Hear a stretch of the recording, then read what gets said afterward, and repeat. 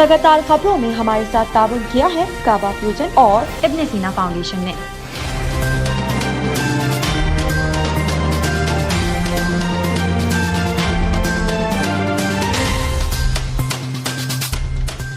अस्सलामुअलैकुम नाज़रीन, OPTV global के साथ मैं हूं वजीहा अब्दुल कादिर। शामिल करते हैं पाकिस्तान से कुछ आम खबरें।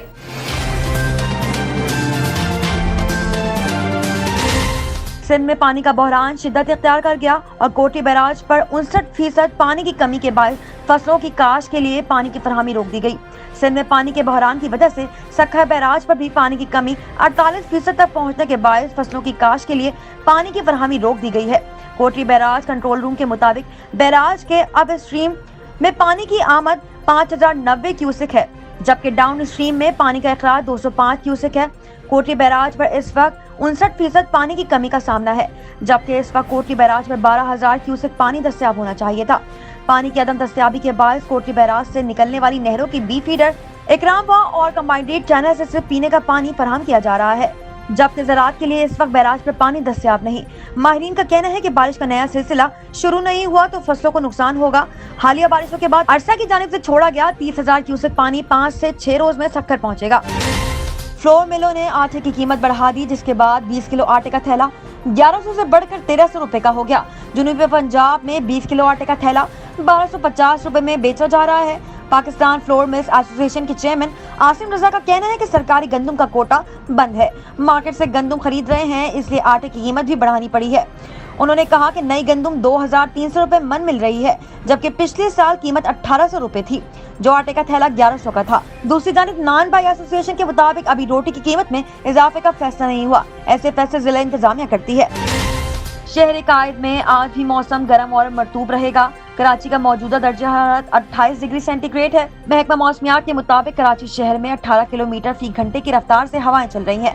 हवा में नमी का तनासुब 74% है। मौसम का हाल बताने वालों का कहना है कि आज दिन में दर्जा हरारत 34 से 36 डिग्री सेंटीग्रेड रहेगा।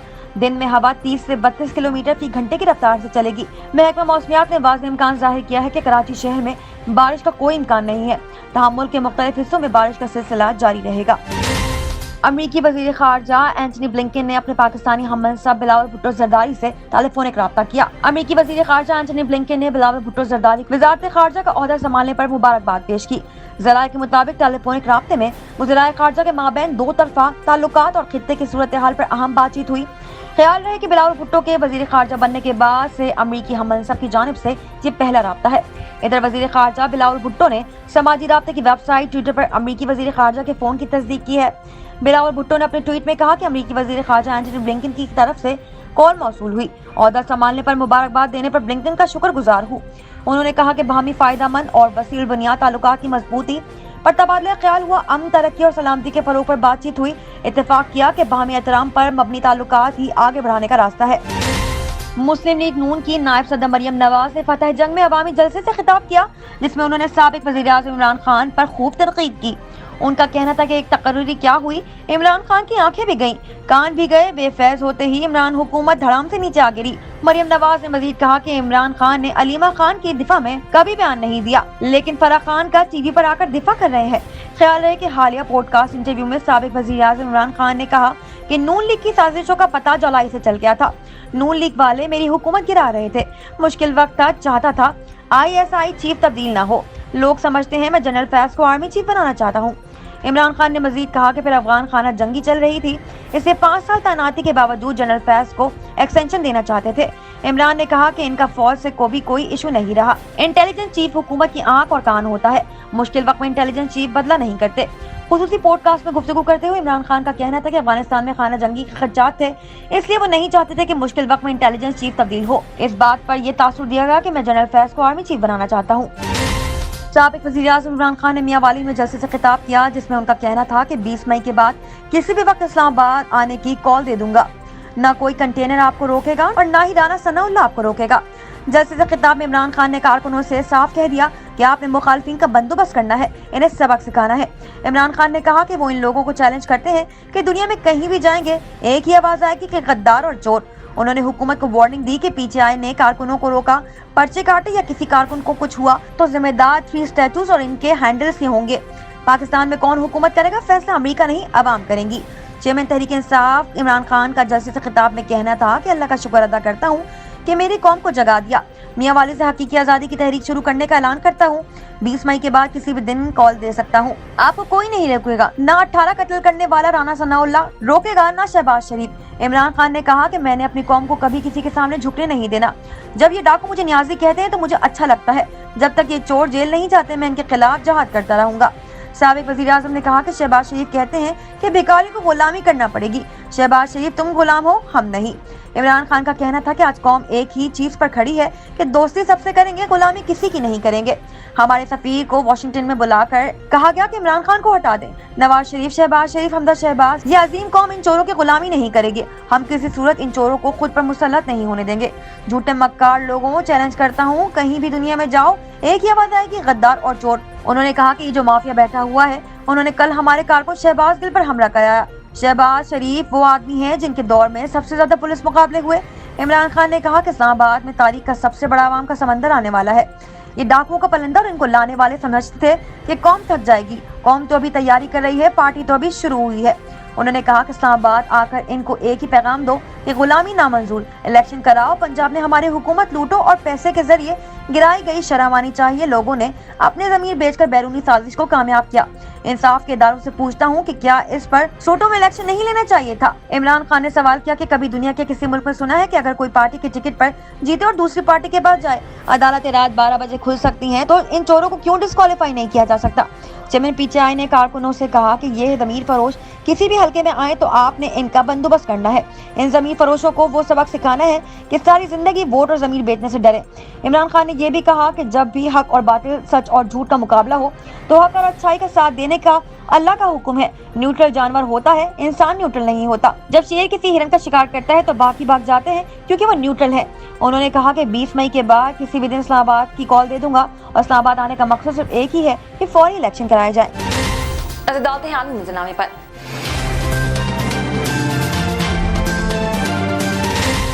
बरतानिया के बल्दियाती इंतखाबात में हुक्मरान जमात को बड़ा झटका लगा है। बरतानिया के बल्दियाती इंतखाबात में कंजर्वेटिव पार्टी सैकड़ों निशिस्तों से महरूम हो गई, जबकि लिबरल डेमोक्रेटिक की सीटों में इजाफा हुआ है। बरंगम में लेबर पार्टी की अक्सरियत बरकरार है और ब्रेडफोर्ड में भी लेबर पार्टी ने मैदान मार लिया। स्कॉटलैंड में अना सर्वर की क़यादत में लेबर तीसरे से दूसरे नंबर पर आ गई, जबकि बरतानिया भर में कई खवातीन समेत सैकड़ों पाकिस्तानी भी कौंसलर मुंतखब हो गए हैं। एक नजर कम्युनिटी न्यूज पर।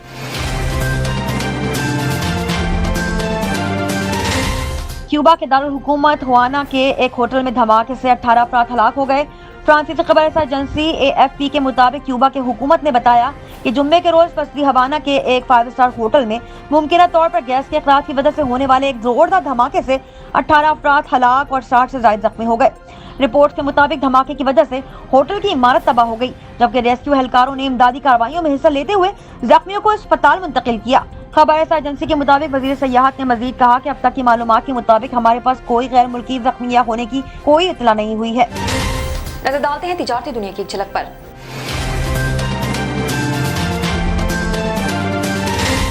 Federation of Pakistan chamber of commerce and industry FPCCI ने वज़ीर आज़म से शरह सूद में कमी का मुतालबा कर दिया है।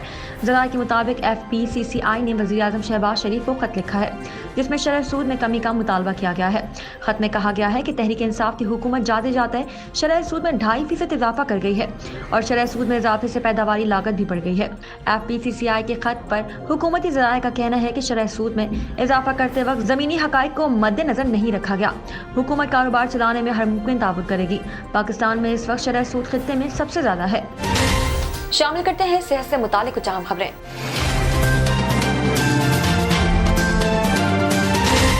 प्याज हर घर की ज़रूरत और बावर्ची खाने का लाजमी जुज़ है, लेकिन प्याज सिर्फ खाने के काम ही नहीं आती बल्कि ये हीट स्ट्रोक से भी बचाती है। इन दिनों गर्मी अपने उरूज पर पहुंच रही है। मुल्क के कई शहरों में दर्जे हरारत 40 डिग्री सेंटीग्रेड से तजावज़ कर चुका है और महकमा मौसमियात की जानिब से रवा हफ्ते शदीद गर्मी और हीट वेव की वार्निंग भी जारी की गई है। गर्मी से बचने के यूँ तो दीगर बहुत से तरीके हैं, लेकिन सबसे सस्ता और आसान तरीका है प्याज। प्याज जिसके बगैर हमारे यहाँ किसी खाने का तसव्वुर महाल है।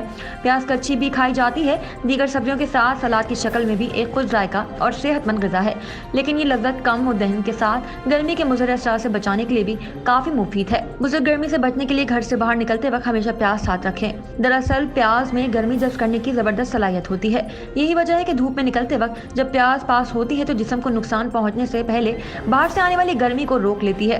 प्याज में आयरन, एंटीऑक्सीडेंट, जरूरी विटामिन और बहुत कुछ होता है। ये फोलेट समेत विटामिन सी और बी से भी भरपूर है। इससे मौसम गर्मा में जिस्म को ठंडा रखने के लिए प्याज अपने हमरा लाजमी साथ रखें ताकि मुमकिन हीट स्ट्रोक से बचा जा सके। प्याज में गैर मुस्तहकम मादे होते हैं जो जिस्म के दर्जे हरारत को मुतवाज़न रखने में मदद देते हैं। तो प्याज को सिर्फ साथ ही नहीं रखें बल्कि इसे साथ रखने के साथ साथ अपनी खुराक का लाजमी हिस्सा बनाएं। प्याज को गर्मियों में कई तरीकों से इस्तेमाल किया जा सकता है। इसे कच्चा खाने के अलावा आम या दीगर फलों के साथ चटनी बनाने में भी इस्तेमाल किया जाता है। जायका बढ़ाने और विटामिन सी की मिकदार बढ़ाने के लिए कच्ची प्याज पर थोड़ा सा लींबू निचोड़ सकते हैं। शामिल करते हैं शोबिज़ और एंटरटेनमेंट की दुनिया का अहवाल।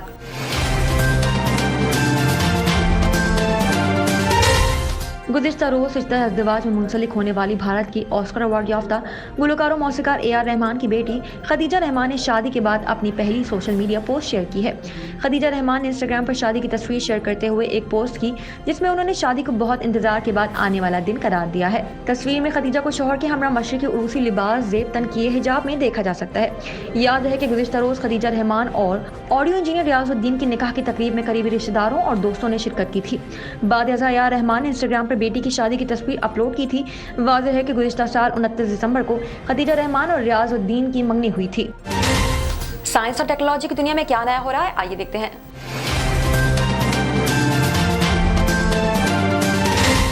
मकबूल तरीन मैसेजिंग ऐप व्हाट्सएप ने सारिफीन की दरीना ख्वाहिश पूरी करते हुए मैसेज रिएक्शन का फीचर मुतारिफ करवा दिया है। व्हाट्सएप ने गुज़िश्ता बरस नवंबर में बताया था कि बाद सारिफीन के लिए जल्द मैसेज रिएक्शन का फीचर मुतारिफ करवा दिया जाएगा, जिसके बाद जनवरी में इसे महदूद सारिफीन में पेश कर दिया था। ताहम गुज़िश्ता माह अप्रैल के आगाज़ में व्हाट्सएप इंतज़ामिया ने बताया था कि मज़कूरा फीचर को मज़ीद बेहतर बनाने और इसमें इजाफी रिएक्शन शामिल करने पर काम जारी है और फीचर को जल्द आम कर दिया जाएगा। और अब व्हाट्सएप ने मज़कूरा फीचर मुतारिफ करवा दिया है। ताहाल पाकिस्तान समेत कई ममालिक के सारिफीन के व्हाट्सएप पर मज़कूरा फीचर फौरी तौर पर सामने नहीं आया, मगर जल्द ही पाकिस्तानी सारिफीन भी मज़कूरा फीचर को इस्तेमाल कर सकेंगे। व्हाट्सएप की मालिक कंपनी मेटा के सरबराह मार्क ज़ुकरबर्ग ने 5 मई को अपने मुख्तसर फेसबुक पोस्ट में तस्दीक की थी कि व्हाट्सएप पर मैसेज रिएक्शन फीचर को आज मुतारिफ करवा दिया गया है। उन्होंने मज़कूरा पोस्ट के कमेंट में मजीद बताया था कि व्हाट्सएप के माहिरीन मज़कूरा फीचर को मजीद बेहतर बनाने पर काम जारी रखे हुए हैं और इसमें इजाफी रिएक्शन भी शामिल किए जाएंगे। मज़कूरा फीचर बिल्कुल ऐसे ही काम करेगा जैसे फेसबुक, इंस्टाग्राम और मैसेंजर के मैसेज पर सारिफीन इमोजीज के जरिए अपनी राय का इजहार करते हैं। फीचर मुतारिफ होने के बाद हर सारिफ को मैसेज देखते वक्त वहाँ इमोजीज के निशानात दिखाई देंगे और वो अपनी पसंद के इमोजीज से अपनी राय का इजहार कर सकते हैं। शामिल करते हैं खेलों के मैदान से कुछ अहम खबरें।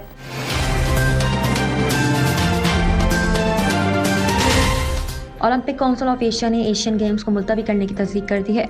OCA का कहना है कि इस हवाले से executive board, Asian games committee और चीनी हुकाम ने बाहमी मुशावरे से फैसला किया। गेम्स में शुरा की तादाद और वबा की सूरत हाल की बुनियाद पर यह फैसला किया गया है। ओलंपिक काउंसिल ऑफ एशिया का कहना है कि एशियन गेम्स की नई तारीखों का ऐलान बाद में किया जाएगा। OCA के मुताबिक दिसंबर में चीन में होने वाले एशियन यूथ गेम्स को मुकम्मल तौर पर मंसूख कर दिया गया, जबकि एशियन यूथ गेम्स 2021 को पहले ही 1 साल के लिए मुलतवी किया जा चुका है। अब एशियन यूथ गेम्स 2025 में ताशकंद में होंगे। शामिल करते हैं दुनिया भर से कुछ दिलचस्प और मुनफरिद खबरें।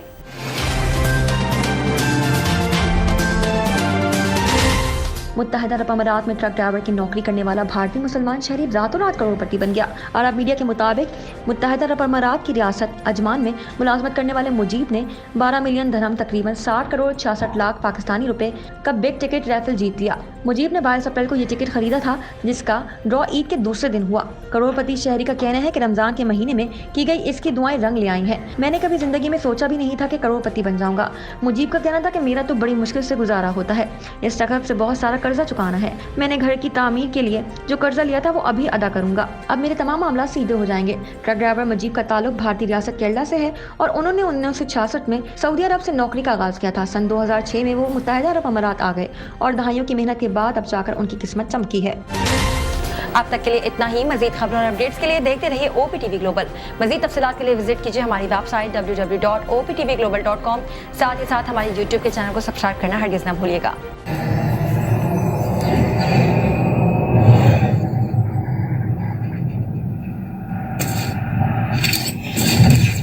Kaba Fusion is a pharmacist-owned, patient-focused team of professionals with over 30 years' experience providing intravenous medication to pediatric and adult patients in the comfort and safety of their own home. Founded by Dr. Sohail Masood, a pioneer in the home infusion industry and recipient of Ernst & Young's Entrepreneur of the Year Award, Kaba Fusion has 28 state-of-the-art compounding pharmacies across the country with service capabilities nationwide.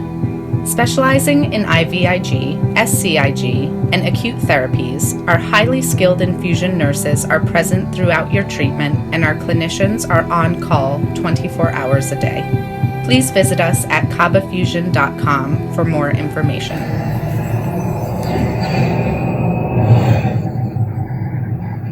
We have expanded our clinics from one small clinic to 7 community clinics across the greater Houston and Port Arthur areas. My name is Dr. Spencer Wood, and our goal is to provide high-quality, affordable care for the community. इब्न सिना में primary care doctors के अलावा बहुत सारे specialist भी available है, जैसे कि cardiology, dermatology, psychiatry, podiatry, neurology, nephrology और दीगर स्पेशलिस्ट मौजूद है जो आपकी सेहत की टेक केयर कर सकते हैं. We are providing services like preventive care, including exams and dental cleanings. Counseling and psychotherapy. If medicine taken properly can give a good life. इब्न सीना की सर्विसेज जो मेडिकल सर्विसेज से शुरू हुई थी वो एक्सपेंड हुई medical, dental, diagnostic, speciality care and mental health services. हमने specially mental health services since last 1 year से एक्सपेंड की है. Equal justice under law. We haven't yet lived up to that promise in marginalized communities across our nation. I'm Faisal Gill. I saw how the color of your skin, so I went to law school because I wanted to fight to make the law work for all, because I wanted to give back, because black lives matter, because we need to incarcerate less and educate more. Deserves justice.